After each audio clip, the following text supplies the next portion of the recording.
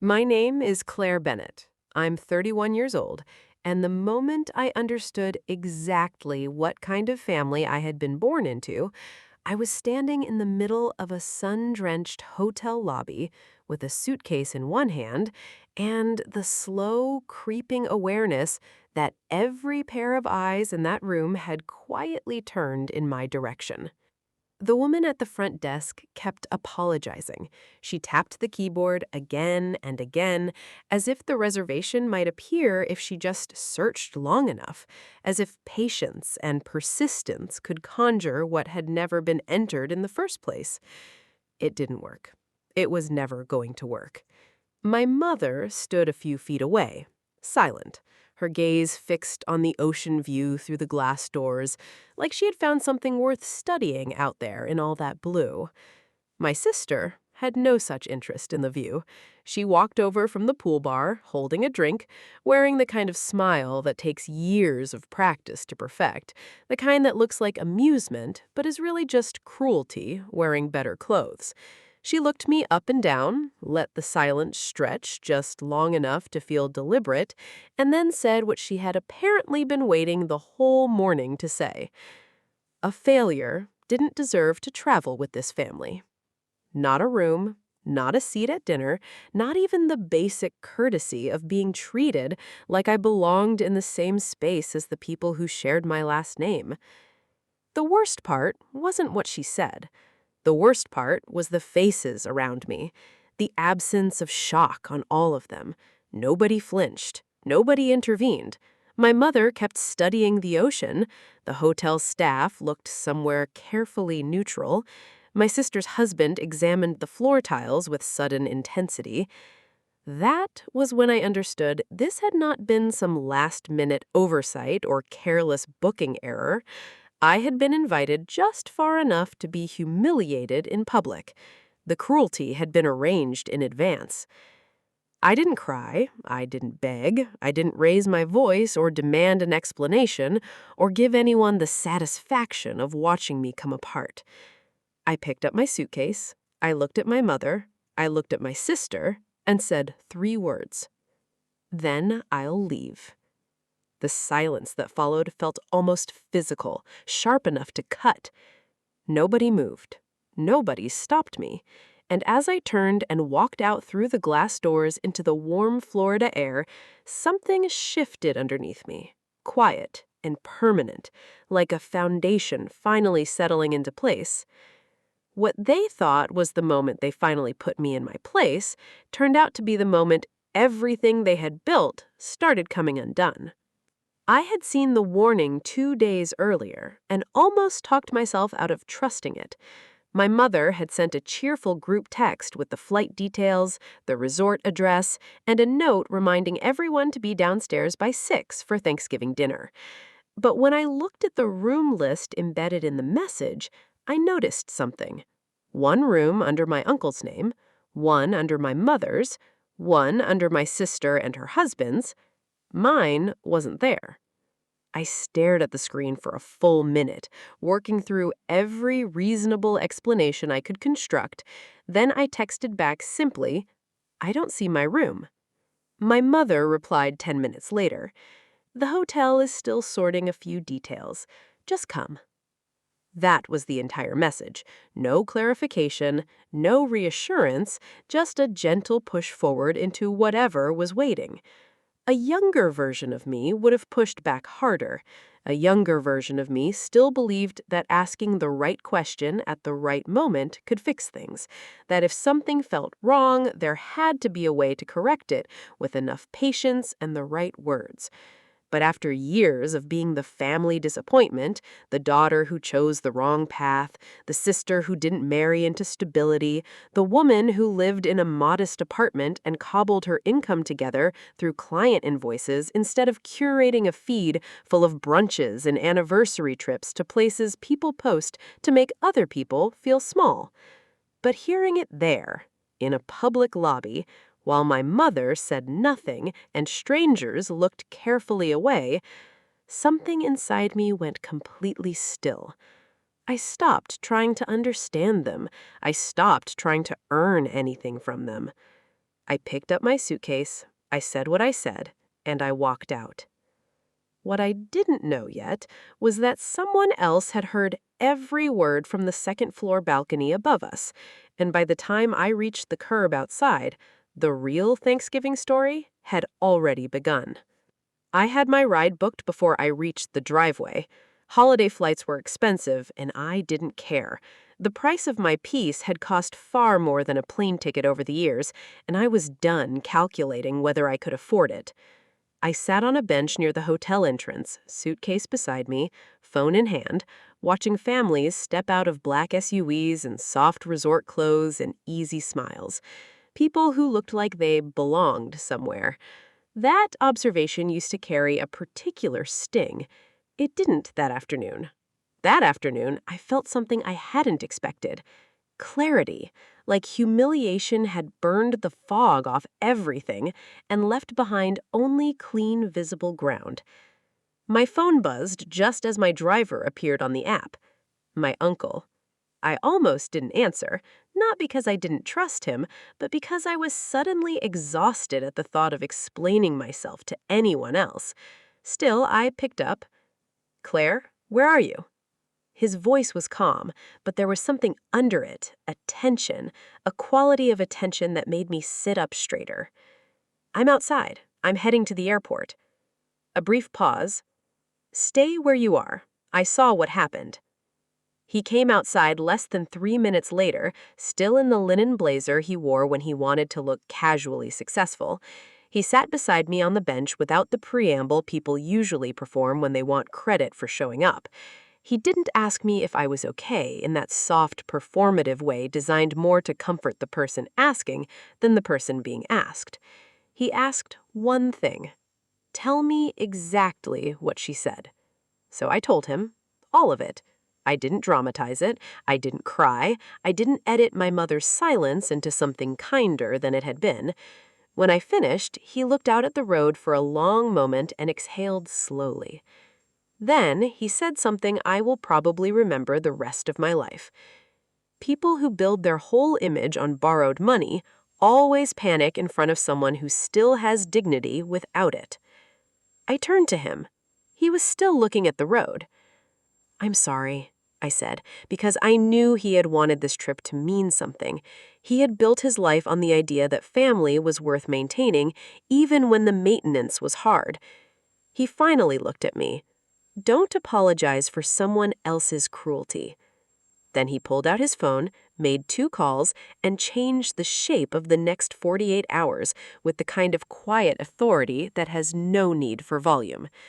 First, he booked me a room at the same resort on the same floor. Then he asked me to come to Thanksgiving dinner the next evening, exactly as planned. I told him I didn't want a confrontation. He gave me the faintest smile.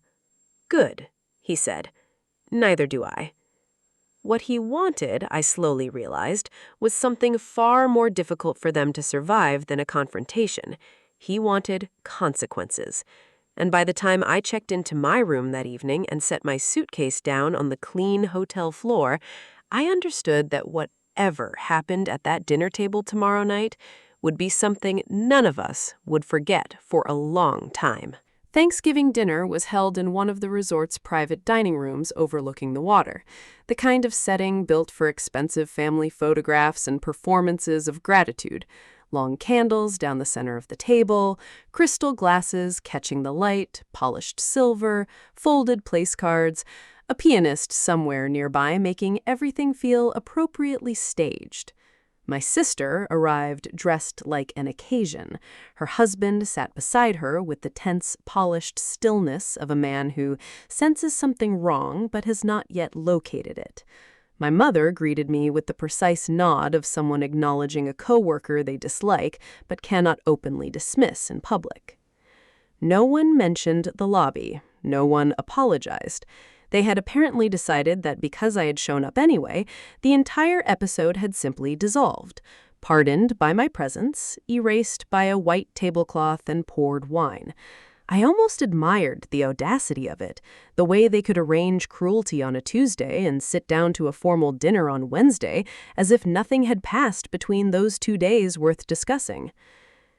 Dinner moved under a careful layer of manufactured normalcy. Wine was poured, small talk drifted around the table. My sister complimented the appetizers with just slightly too much enthusiasm, the way people do when they are performing ease rather than feeling it.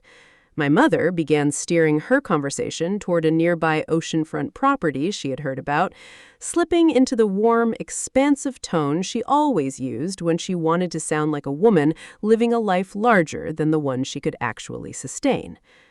Nobody looked at me for too long. Nobody looked away for too long either. It was a carefully managed kind of attention, the kind that says, we know something happened, but we have collectively agreed not to name it.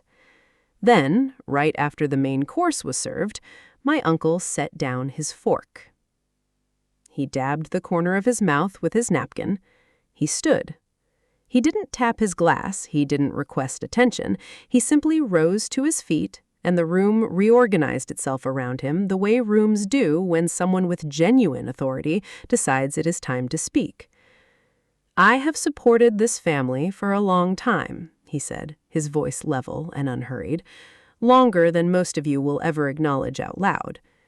My sister's hand froze around her wineglass. My mother's expression shifted, barely, almost imperceptibly, but I had spent enough years reading her face to catch it. I paid for this trip because I believed the least we owed each other was basic decency. He paused, and the silence in that pause carried weight. Instead, I watched one member of this family be humiliated in a hotel lobby over a room that should have been waiting for her from the beginning. He turned and looked directly at my sister. She opened her mouth. You could see the calculation happening behind her eyes, whether to go with confusion or stress, or a joke that had gone too far, or some combination of all three that might soften the moment just enough to survive it. He stopped her with a single glance before she could choose. No, he said. His voice did not rise. It didn't need to. You were not joking. You were performing status at someone else's expense. The silence after that was so complete, I could hear the faint sound of kitchen activity through the closed door at the far end of the room. Cutlery on a counter, a distant voice, the whole world continuing calmly on the other side of that door, while everything on this side of it held its breath. Then my uncle reached into his jacket, removed a folded piece of paper, and continued speaking. Since clarity seems overdue, allow me to be clear. Effective immediately, all discretionary financial support I have been providing to this family ends today. My mother whispered his name. It came out like a warning, low and tight, the kind of sound someone makes when they are trying to stop something they can see but not yet reach. He continued without pausing. The monthly transfers stop. The supplemental tuition payments for your daughter's school stop. The housing assistance arrangement from 2021 will not be renewed or extended in any form. If you want your current lifestyle to continue, you may fund it yourselves. My sister went white. It happened fast, the color leaving her face like something had been switched off beneath the surface. She didn't look angry, she looked frightened, and there's a very particular kind of fear that only appears on the faces of people who have just realized that something they treated as permanent was never truly theirs to keep. Her husband finally spoke. His voice cracked on the first word. "Sir, maybe we should discuss this privately." My uncle looked at him without blinking. "Was her treatment of Claire private?" he asked calmly, "or was it public enough for the hotel staff and half the lobby to hear?" That ended it. My mother leaned forward then, her voice thin and shaking. "This is extreme," she said. "It was a misunderstanding." "No," my uncle replied. "A misunderstanding is when the truth gets lost. Yesterday, I heard the truth very clearly." And then he said the one thing that finally broke the illusion that had been holding the room together. The people at this table have confused support with entitlement for years.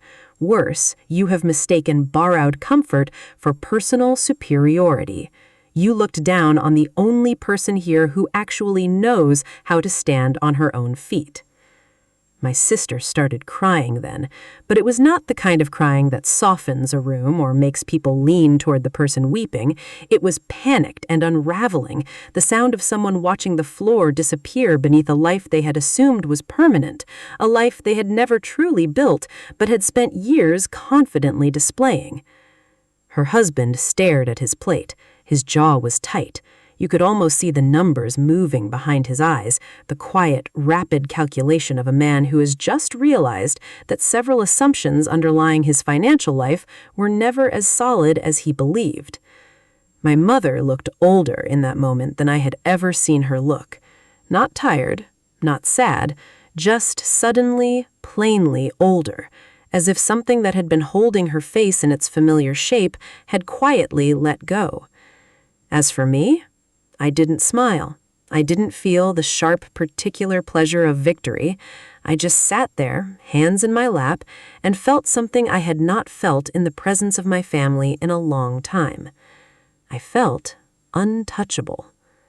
Not powerful in the way that needs to prove itself, not vindicated in the way that requires an audience, just quietly, completely outside the reach of anything they might say or withhold or arrange. Like I had finally stepped out of a range they no longer had the coordinates to. My uncle folded the paper, returned it to his pocket, and sat back down. He lifted his glass. Happy Thanksgiving. Nobody touched dessert. The first call came the next morning before I had finished my coffee. My mother. I let it ring. She called again. Then my sister, then her husband. By noon, I had 11 missed calls and 6 text messages, all of them orbiting the same request in slightly different forms. Fix this. Talk to him. Tell him he overreacted. My sister's version was the most revealing. She wrote, "I can't believe you sat there and let him do that to us." I read it twice and set my phone down. Let him do that to us. Not, "I can't believe I said what I said," not, "I'm sorry for what happened at the front desk," just raw, indignant shock that consequences had arrived so completely and so quickly, and the quiet assumption that I was somehow responsible for not having prevented them, as if my role in this family had always been and should continue to be to absorb whatever was done to me in silence so that everyone else could remain comfortable. I didn't respond. By the time I flew back to Austin the following day, the shape of the damage had started to become visible. My uncle was not a man who made empty gestures. The monthly transfers stopped, the school payments stopped, the quiet financial cushion he had provided during their home purchase, the one that had made the mortgage look like viable, the one that had reassured the bank enough to approve the kind of house that looks like success when you post it online, was simply no longer there. Suddenly, the house my sister had featured in so many photographs looked less like proof of a life well built and more like a very expensive, very beautiful trap. Her husband emailed me 4 days later. It was the first honest thing anyone from that side of the family had sent me in years. He wrote that they were in trouble. He wrote that they had structured too much of their life around money they had started treating as permanent, as if support and inheritance were the same category of thing. He wrote that my sister was not sleeping and that the bank had begun asking questions he was not prepared to answer. He ended by asking whether he thought my uncle might reconsider if enough time passed. I read the email carefully, then I closed it without replying. My mother tried a different approach. First, she called angry, her voice tight and accusatory, telling me I had turned my uncle against the family, as though I had orchestrated something rather than simply walked out of a lobby with my dignity still intact. When anger produced nothing, she switched to grief. She cried into the phone. She told me my sister wasn't sleeping, that her daughter was confused, that the stress was pressing down on everyone, and that I was the only one who could make it stop. Listening to her was like hearing someone. 2 weeks later, I heard that my niece was being pulled from her private school at the end of the term. The monthly payment that had made that school possible had been one of many carefully maintained illusions holding that life together. Without it, the image simply could not sustain its own weight. My sister's social media went quiet almost immediately after. No more brunches, no more holiday reels, no more carefully worded captions about gratitude and blessings and the particular richness of a life lived well. The silence online was louder than anything she had ever posted. It was strange how quickly the display disappeared once the funding behind it had been removed. Strange and also clarifying. Luxury, it turned out, looked very different when it actually belonged to you versus when you were simply standing in front of someone else's and calling it yours. My mother left me a voicemail one Friday evening that I still remember almost word for word. Her voice was quiet and tired in a way that was different from her usual performances of sadness. "Natalie is falling apart, Claire," she said. "Please, if not for me, then for the little girl." I listened to it sitting at my kitchen counter after finishing a work revision, a cup of coffee going cold beside me. And for a brief moment, just a moment, I felt the old reflex stir inside me, that deep, trained instinct to absorb, to smooth things over, to become a little smaller so that everyone else could stay comfortable, to swallow whatever had been done to me so the family could keep calling itself close and the word family could keep meaning something warm. Then I thought about the lobby, the front desk clerk lowering her eyes, my mother finding something endlessly interesting in the view through the glass, my sister's voice placing the word failure in the middle of a public room like a stone dropped from a great height. I called my mother back and said the only honest thing there was to say. "I can't fix something I didn't break." She inhaled sharply, like she had been startled by something she hadn't expected to hear, even though it was the only thing that had always been true. I wasn't cruel, I was finished, and there is a meaningful difference between those two things, between cruelty, which wants to wound, and being finished, which simply refuses to keep bleeding. Over the weeks that followed, more cracks appeared. My sister and her husband began arguing openly enough that other relatives heard about it and mentioned it carefully, in that sideways way people do when they want to share information without seeming to enjoy sharing it. The house might need to be refinanced. Credit card balances that had once looked manageable under the steady glow of outside support now looked genuinely frightening under the light of reality. Every update that reached me carried the same bitter lesson at its center. It had never been wealth, it had been theater, and the audience had finally gone home.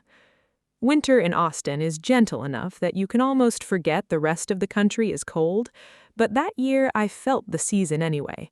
Not in the temperature, but in a particular kind of clarity that had settled over my life like something permanent.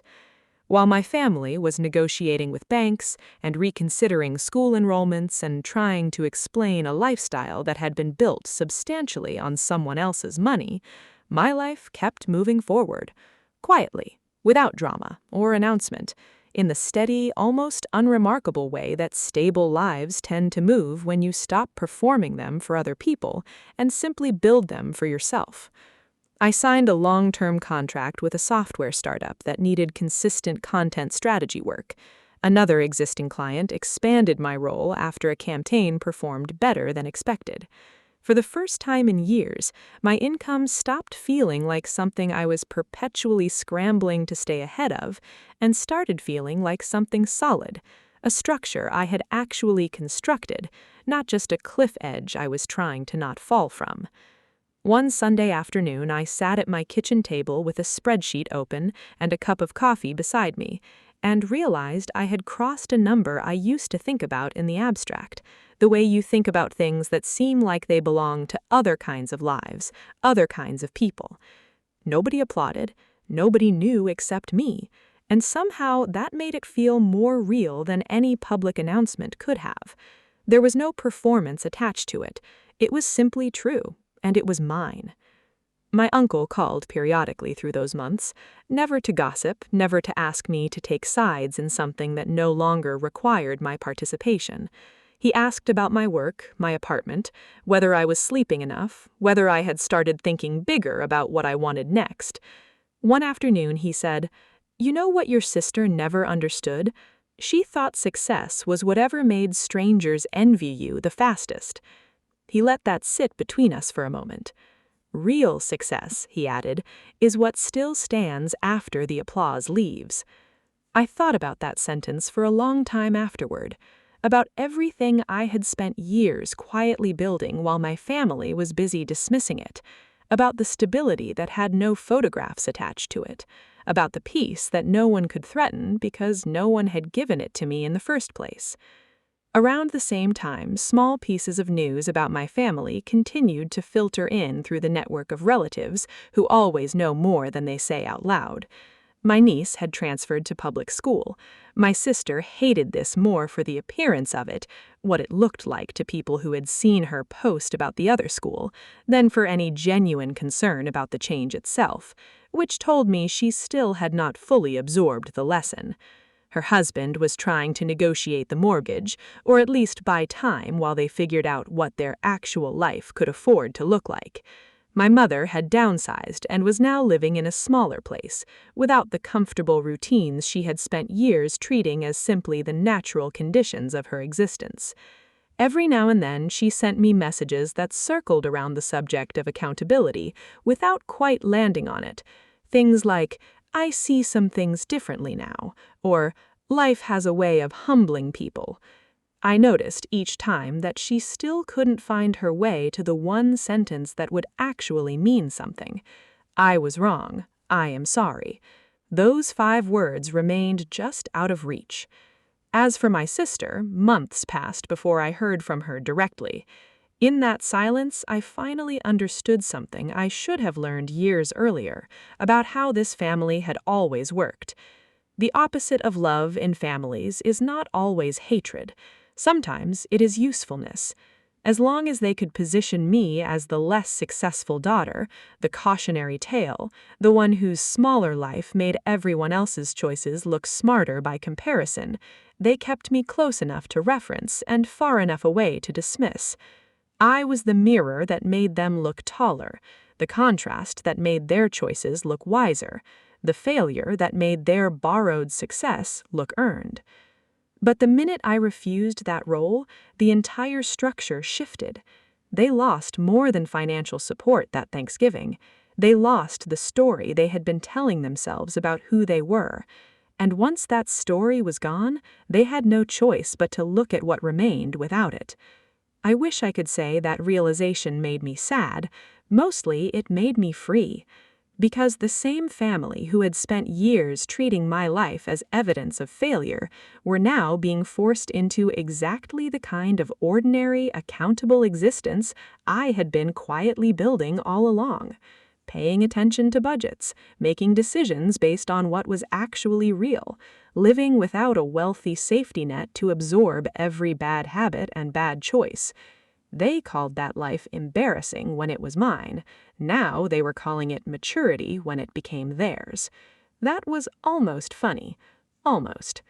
The message from my sister came on a Tuesday night while I was boiling pasta and listening to a podcast with one earbud in. It was a text, not a call, which told me she didn't yet trust her voice to hold steady through whatever she was trying to say. Not a polished email either, which meant it had required more genuine courage than her usual communications. Just a simple, plain text. "I've been thinking about what I said at the hotel. I know sorry doesn't undo it, but I've thought about it every day since then." I stood in my kitchen with a wooden spoon in hand and read those words while steam rose from the pot on the stove. Months earlier, I might have imagined this moment differently, bigger, more cinematic.